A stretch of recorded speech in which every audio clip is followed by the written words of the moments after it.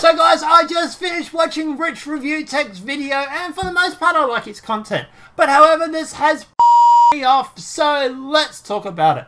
Now what we're going to do is I'm going to skip out a good portion of the start of this video. I will put a link in the description below so you can go and have a look. You can make sure I haven't taken anything out of context, so obviously please go do that. But this is basically just him reading out the official announcement. I did a full reading yesterday, so if you want to know what the official announcement was, link to that description below. But let's jump into what he actually says. Now this has a lot of people who are smaller creators up in arms. I see a lot of people on Twitter crying censorship. A lot of people are saying that this is YouTube kicking the smaller creator, not giving them a chance. Well, it's story time for those people complaining. I'm going to tell you my story about how I came up on YouTube, the Cliff Notes version. I'm not going to put you to sleep. Oh, come on, Rich. Of course you're going to put us to sleep, buddy. It's what you do best. But look, yeah, I know what he's going to say. When I first started YouTube, it was so hard. Roll the video. Betcha. $5. And I'm going to give you a reality check. From 2008 to 2011, I want you to guess how much money I made on YouTube. Take a wild guess. Well, I'm going to tell you. 0. And guess how much money I've made over the past year or two. Year, actually. And guess how much I'm expected to make over the next year or so. 0. You know why? Because YouTube banks news and current affairs and political channels like an 18-year-old girl. Quite literally. No, at the end of the day, yeah, you go through my videos. Mass demonetization. Demonetize after demonetize after demonetize. I do not get your point on this because at the end of the day, I know the struggle. I know the feels. The feels are real, bro. I get it. But you're missing the biggest point, and we'll get to that in a sec. I did YouTube for free for years. All of the content I uploaded in that time frame, possibly longer, I believe it was longer actually, I did not make a penny off of. People complaining that it's tough to gain subscribers and views. I get it. Maybe YouTube was slightly easier back then to garner a subscriber base, but not by much, okay? There was days I would get excited if I got 2 new subscribers. And let me ask you this, Rich, why was it so tough to grow your channels back in those days? Because at the end of the day, there were a limited amount of people on YouTube with a limited amount of creators. It wasn't the platform that it is today. Now, fast forward 10 years, because YouTube's been around for at least 10 years as far as I know, and at the end of the day, there is hundreds of creators, thousands of creators, whatever it may be, with millions of users. The same problem exists. It is still hard to get traction. The only difference is that where you've gone from a little amount of users with a little amount of creators to now a overwhelming amount of creators with an overwhelming amount of fans. You try starting a gaming channel now and it's almost impossible to gain traction. But 3 years ago, it was a lot easier because there weren't so many gaming channels around. You look at PewDiePie, for example. Do you really think PewDiePie would be where he is right now if he wasn't one of the first gaming YouTubers out there? Or do you think he was incredibly lucky in the fact that he saw the opportunity, which is, don't get me wrong, full props to Felix? Or do you think he jumped in at the right time with the right vision, with the right software and the right know-how and managed to actually go through and build his channel based on gaming because he was one of the few YouTubers out there? Do you imagine Felix or PewDiePie having the exact same luck now that the market is swamped with gaming channels? Of course not. And there's still a major problem that you're still not addressing and you still haven't realized. If I got 50 views on my video, that was a good day for me. And that lasted and that stayed that way for years. It wasn't like I just magically started uploading videos and getting hundreds of thousands of views per video right when I started. It was tough. I am yet to find anyone that is sitting there wanting or demanding that they get 100,000 views on their very first video. I don't even get why you're bringing this up. No one is asking for that. What people are asking, though, is that YouTube doesn't revert to a system that they had 10 years ago, or 5 years ago even, or whatever it may be, where you have creators who... Times have changed. Technology has changed. You can't just start a YouTube channel anymore and use a cell phone. Well, unless you're a vlogger. They get away with anything. But, for example, a gaming channel. Can you imagine this day and age running a gaming channel using a screen capture program on a computer that's an old POS? Because I tell you now, I do gaming on another channel. I'm doxing myself here, but regardless. I cannot stream on that gaming channel because my internet is so shit. It basically comes out like Tetris. In fact, I think Tetris has better graphics because it gets so pixelated because of the bitrate. Now, at the end of the day, if people aren't going to hang around because the graphics are that bad, you're going to need a decent setup or decent equipment these days to even get noticed. The top 5 videos on how to get noticed on YouTube all say use decent equipment. Get a decent microphone. They don't say go out and buy the best, admittedly, but they do say have at least a decent setup. Somewhat decent. And 5-10 years ago, the equipment that we have now, the minimum requirements, it's not the same as it was then. Back then, you could get away with a crappy 480, whatever it may be. Now, 720, 1080p. So, I'm sorry, but this startup to get involved now is a lot more than it was back then. But you're still missing the biggest point. And for everyone complaining about this 1,000 subscriber count and 4,000 watch hour threshold, YouTube, their partnership program pre-2013 was next to impossible to get into. That you had someone literally manually review your channel, you had to apply, and there was a lot of times, especially a gaming channel, which mostly my content was. Obviously, back then I even talked about politics and things, but most of my stuff was gaming and tech. I got denied countless times for the partnership program. I got so frustrated after getting denied multiple times for the partnership program that I almost quit YouTube. I was like, you know what? Because at the time I worked for that guy with the glasses and the sub website Blister Thumbs. I'm like, forget it, man. I'm done with YouTube. I'm absolutely done with YouTube, and I'm just gonna work on Blister Thumbs and Blip TV. Ask me how that one would have worked out, hindsight being 2020.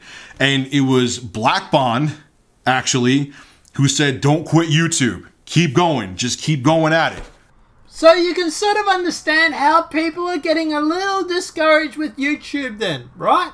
Because you just said then that you almost quit YouTube. So you can sort of understand why people are upset about this. So why are you pretending that you don't?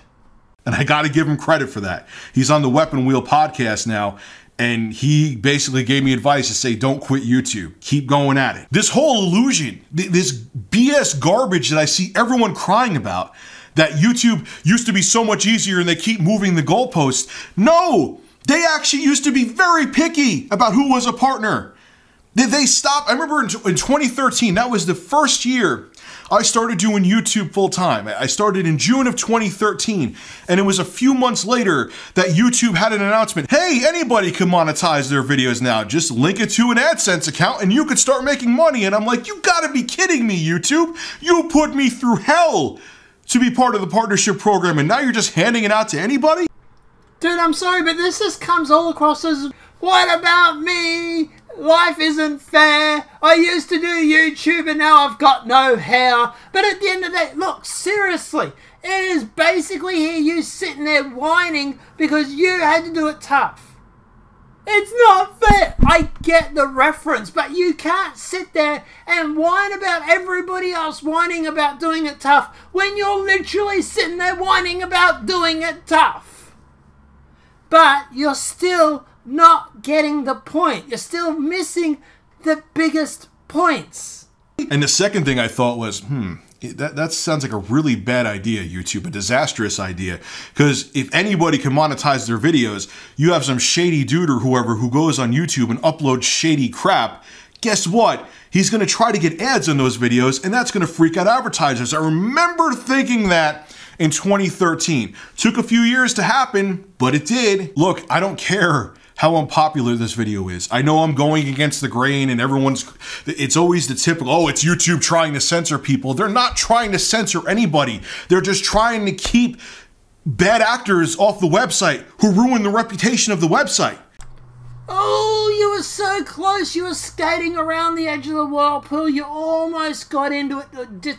You just missed it. No, but at the end of the day, this is the point. I don't know if you're doing it intentionally. I don't know if you're deliberately avoiding this or you're trying to skate over it.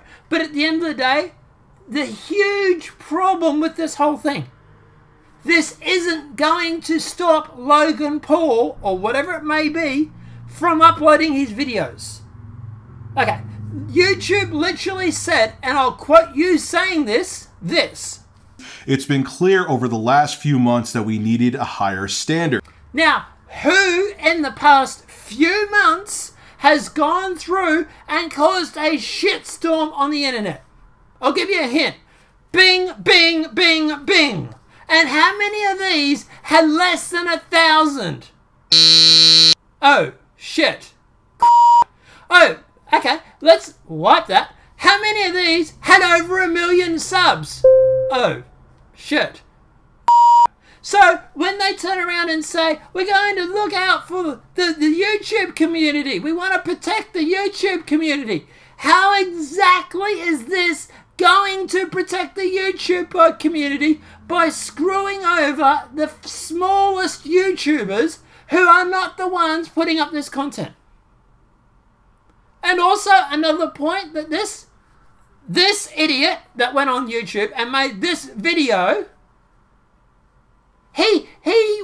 YouTube reviewed it.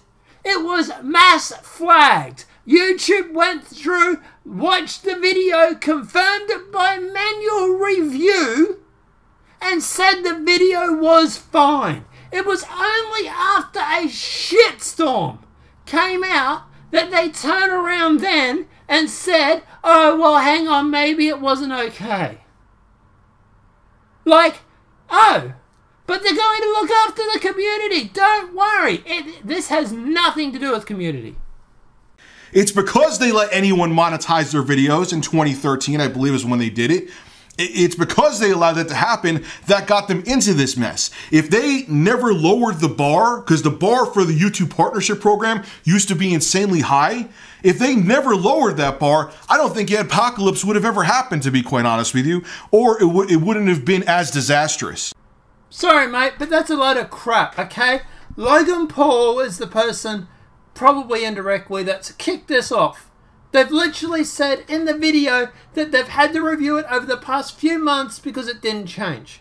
So what has happened over the past few months that went through that's probably kicked off this? I'd imagine it's probably this and a bit of this. And both of these things were big time YouTubers. So I'm sorry, it's got nothing to do with them lowering the bar. And as for your Adpocalypse, that was basically mainstream media cracking the shits because they're irrelevant. They've literally gone through, deliberately found a video that was controversial, used it, and then refreshed the video half a dozen times, finding out what ads run on it, and then targeting the actual advertisers before they went public. Because at the end of the day, Trump won the election, Hillary lost, mainstream media is irrelevant, and they're cracking the shits. Just like any other job out there, You have to prove yourself on YouTube. Here's a reality check, ladies and gentlemen, for everyone who's pissed at this. Yes, YouTube is hard. To become successful on this website is hard. It took me years to garner any kind of following. I remember I hit 1,000 subscribers and it felt like I hit 5 million subscribers back then because it took forever. It took forever to get any traction, and even when I started getting 1,000, 2,000 subscribers, I was still getting virtually no views on my videos. It's challenging. It's not easy. YouTube is not easy. I know haters of mine and haters of other big YouTube channels or YouTube channels that are way bigger than mine want you to believe that it's very simple to just sit in front of a camera and garner a following, but it's not. It's not easy to do. You're going to tell me that every video that you've run that has been demonetized hasn't been affected by YouTube's algorithms? Because I tell you what I've found with my videos over the past 12, 18 months that I've been doing this, is that every time my videos are demonetized, it seems not to be pushed very hard by YouTube. That it seems to struggle to get started. And I'm a small-time YouTuber, okay? I struggle to get 100 views on some of my videos. But I'll tell you what, normal videos of mine, I'll get anywhere from 20 to 30 views on an easy video. Okay? This is how it is. Roughly 10% of your channels, roughly what I figured it out. Now, so if you've got 300 subs, you're going to get about 30 views, right? And I'll tell you what, when the videos aren't monetized, you're looking at half that number, a third of that number. Even other channels that are big-time YouTube channels have said that demonetizing their videos has negatively affected their views. Everybody is suspecting that when Google goes through and demonetizes videos, that it affects the amount of people that see this video. Now, at the end of the day, if they have a choice between pushing a video...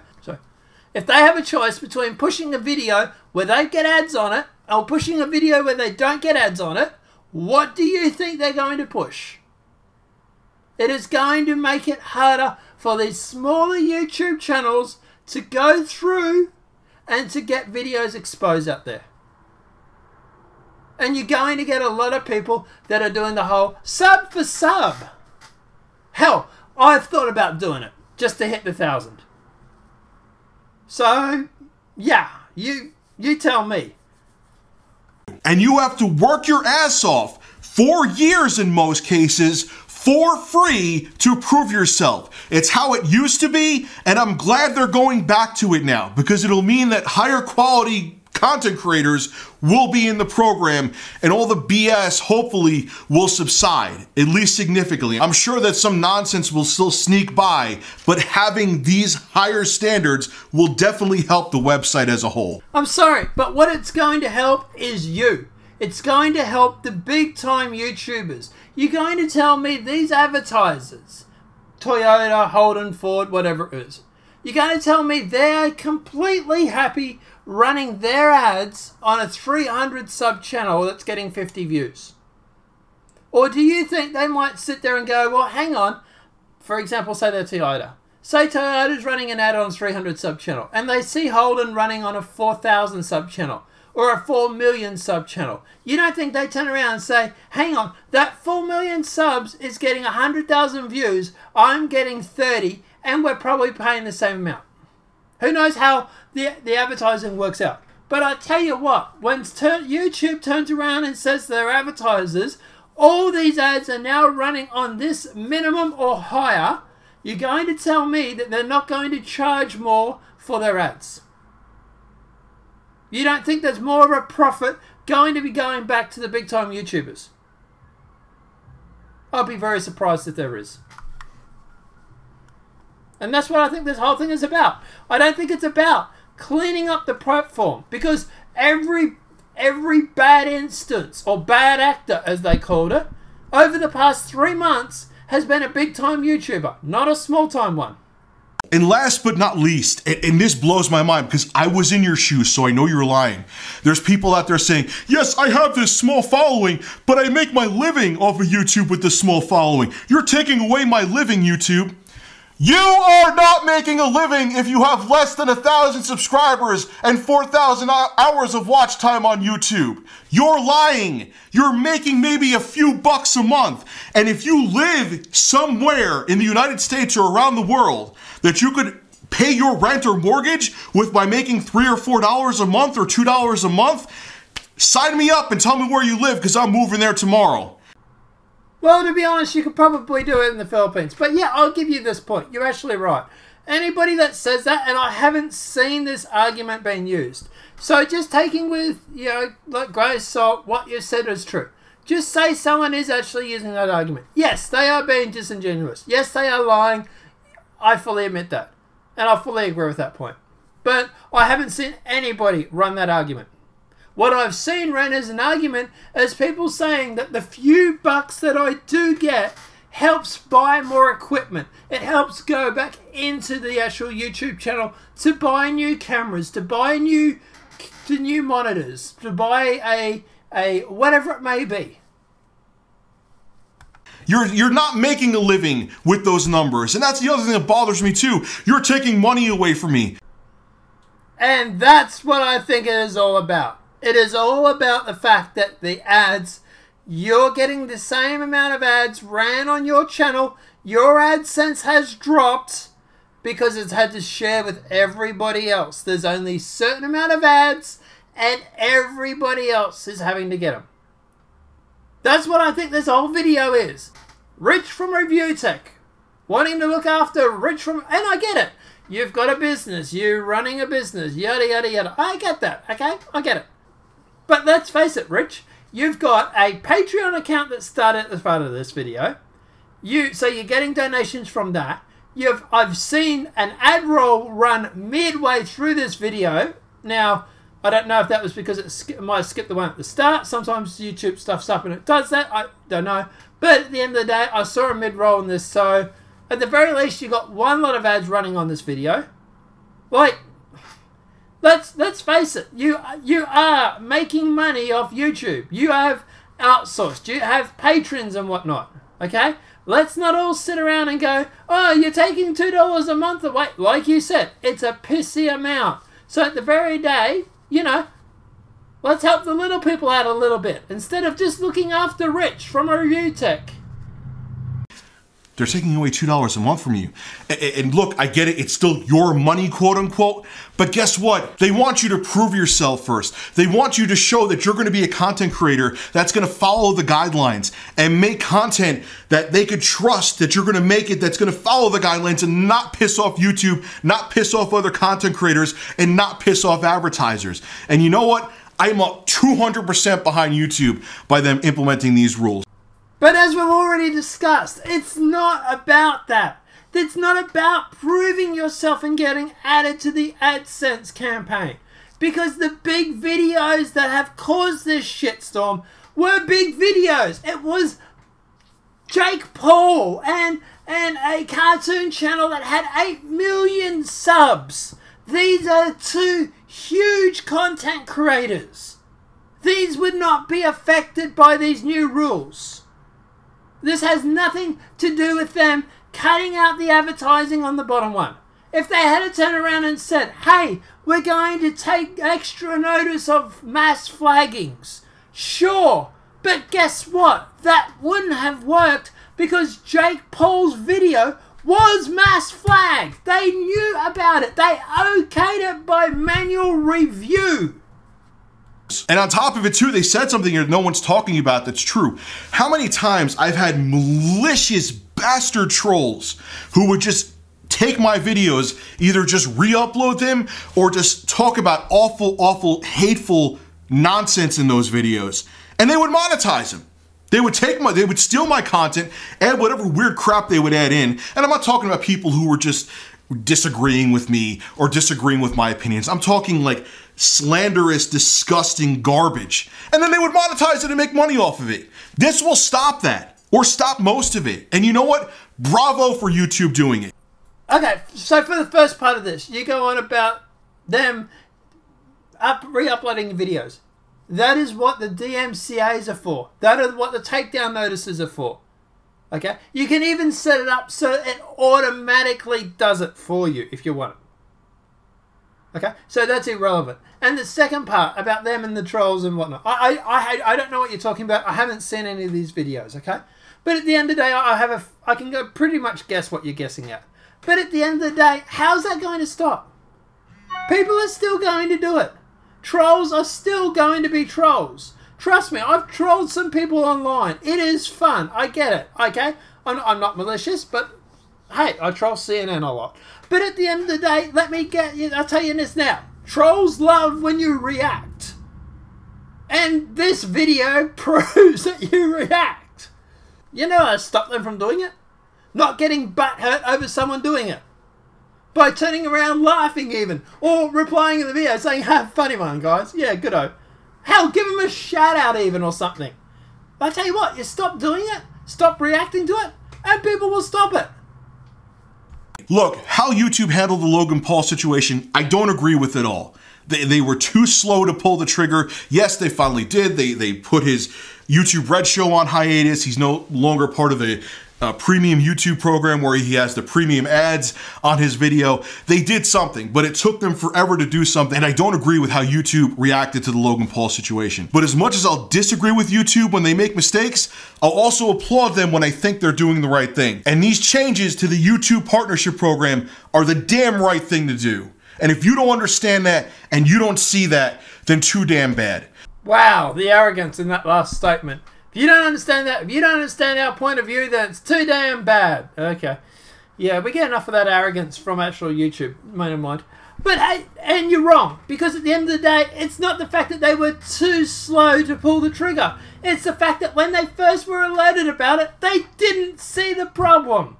They only, quote, pulled the trigger after the mass uproar, after it was going to come out and was going to go public. Mainstream media was going to be picking up on it sooner or later, which it did a day later. Hell, they might have got a tip-off. I don't know. But at the end of the day, they only reacted after the exposure got so high, they knew they had to do something. And if this is going to make you quit making videos, you were going to quit anyway, because you don't really give a crap. You're not passionate about making content. You were just hoping that this was going to be a get-rich-quick scheme. And newsflash, it's not. This isn't going to stop me making videos. Hell, for the first few months when the ad apocalypse happened, I dropped all advertising from my channel to help everybody else out. It probably didn't make any difference in the grand scheme of things, but the thought was there. But at the end of the day, this isn't about that. My problem with this isn't about them going through and dropping the advertising for the low channels. My problem with this is they're trying to blame these small-time channels for the cluster something or other that happened because of the big channels. This happened because of Logan Paul and the cartoon TV networks that were on the YouTube channels, which all had huge amounts of subs, which would not be affected by them demonetizing the small channels. They're trying to pass the buck. That's why I have a problem with this. They're turning around saying, it's the small channels. This will allow us to go through and stop this happening. No, you know what will stop them from happening?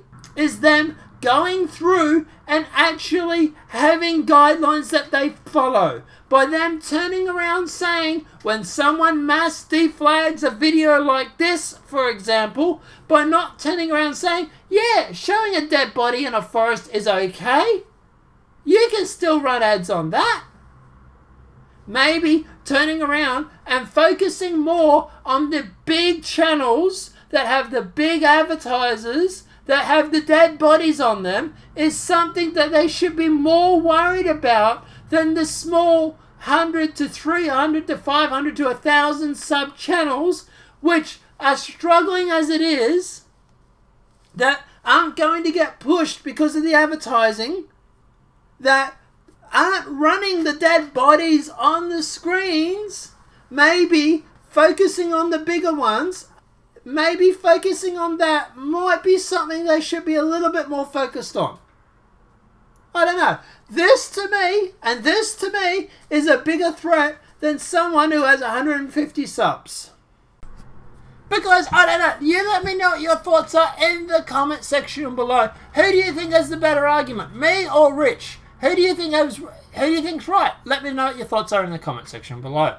Apart from that, guys, obviously also, do not go to Rich's channel to attack him, please. Look, I don't care if you want to debate his idea, but please don't go to attack him, okay? He gets enough as it is. I've also put up the screen at the start of this video, so please don't. But guys, apart from that, look, obviously this video has been helpful. Please smack a like if you're new to the channel, welcome and subscribe. And apart from that, guys, I'll see you in the next demonetized video from YouTube. Have a great day and enjoy.